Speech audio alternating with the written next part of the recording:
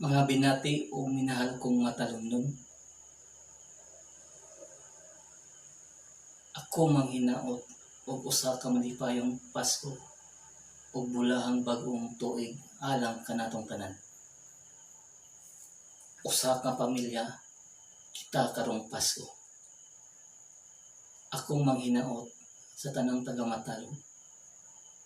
Ato gayong suportahan ang administrasyon kanunay karon ugma ug sa umabot nga panahon.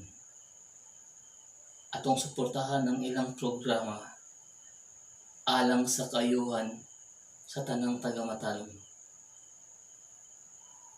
Ug musuport po ta atong ato pong suportahan ang atong mga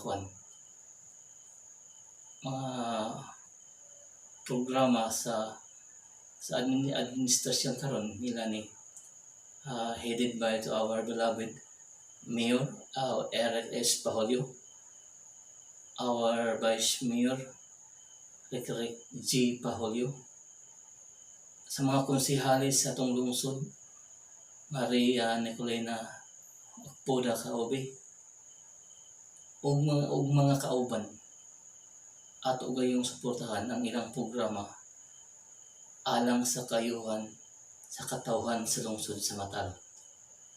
We work together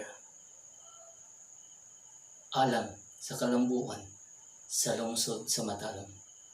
Once again, mabuhay ang Matalom. Mayong Pasko o bulahang bagong tuig kanatong tanan.